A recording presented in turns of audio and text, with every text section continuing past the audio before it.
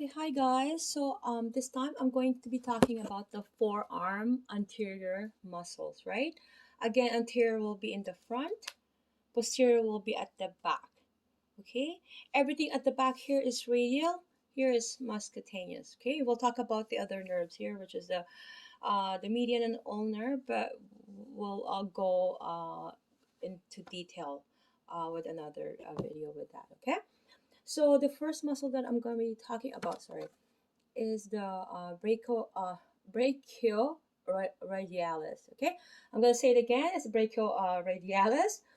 Okay, so it does flex the elbow. So that's the main action movement of this muscle.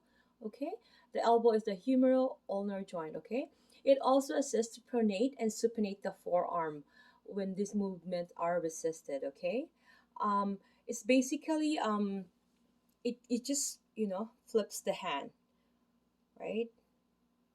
So that's what it does usually. um, and the insertion will be at the radial styloid process. Okay, so this is my dorsal side. Okay, but if we are in an anatomical position, our palmar side will be like this, right? It will be like this, right? So the radial side will be on the thumb side. This is the radial side. Okay, so we can find the radial um, tuberosity, and here is um, the ulnar process, styloid process, and then this one is the radial styloid process. Okay, but if I were to flip it around, okay, that's what I'm going to do now. Okay, so you could feel, you could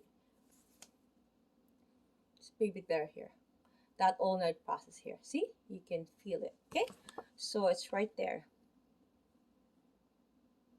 Okay,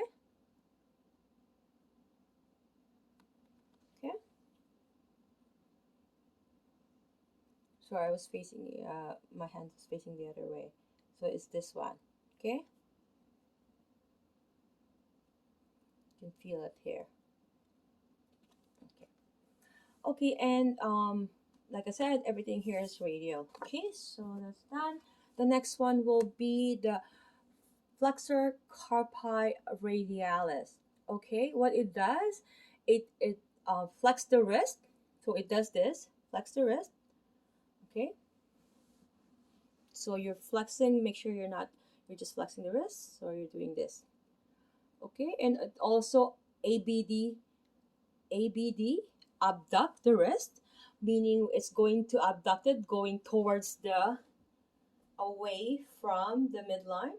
That's radio radial deviation.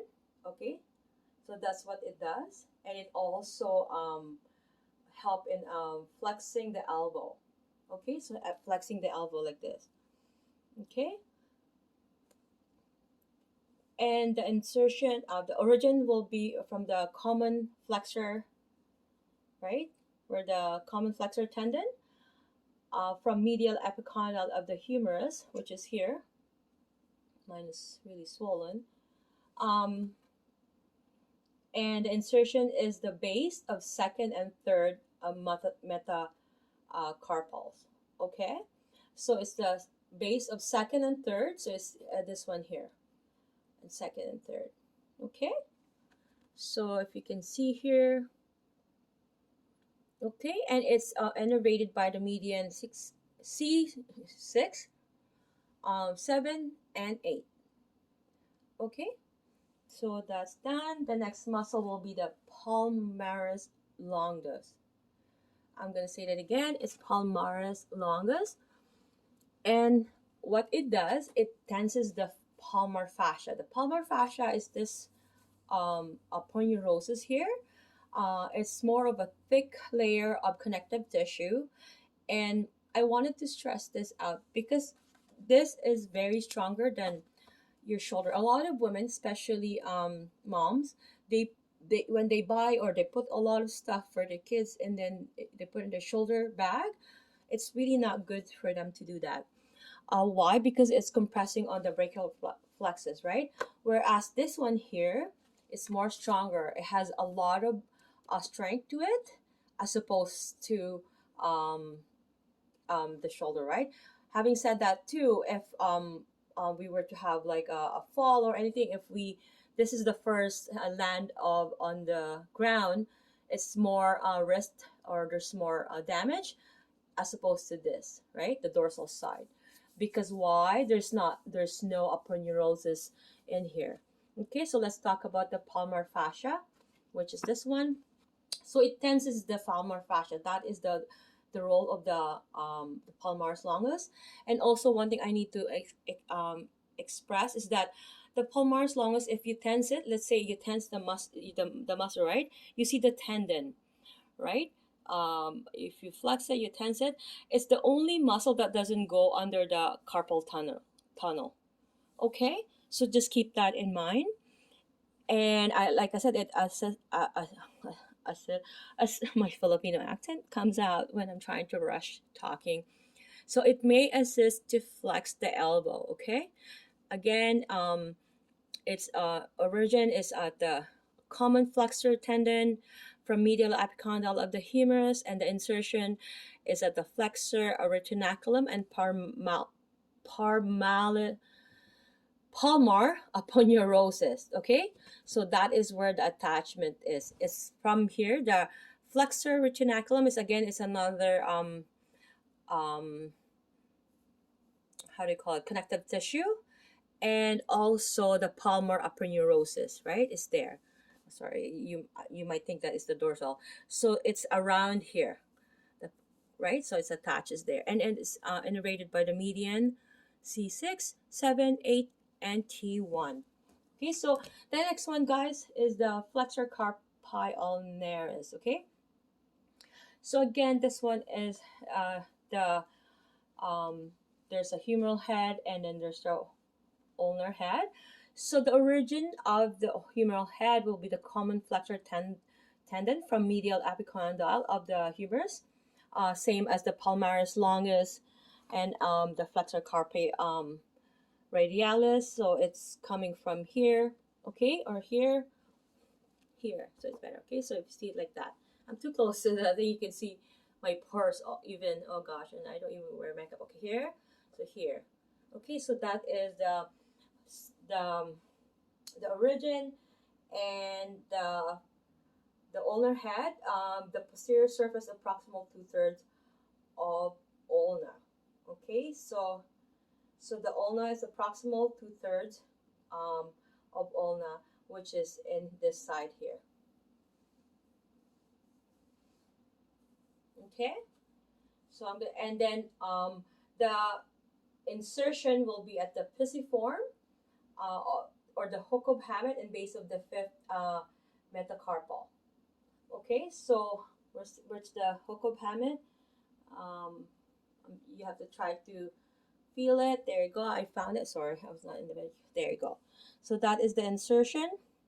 It's at the pisiform, hook of the hamate, and base of the fifth metacarpal, and it's innervated by the ulnar C7, 8, and T1. Okay, so you can see it there. Okay, so keep in mind that's the insertion. Okay, there's sort of three, right? So pisiform, hook of hamate, and base of fifth metacarpal.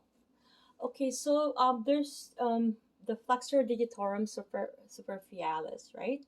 Okay, I'm gonna say this again. The flexor digitorum superficialis. There you go. Okay, so it does flex the second through fifth. So these one here, except this. Okay, let me hide this. Okay, so these four, right? It flexes the wrist, right? These four muscle. Again, the origin is from one of the origins, the common flexor tendon from the medial epicondyle, and also the ulnar collateral ligament. So there's a ligament that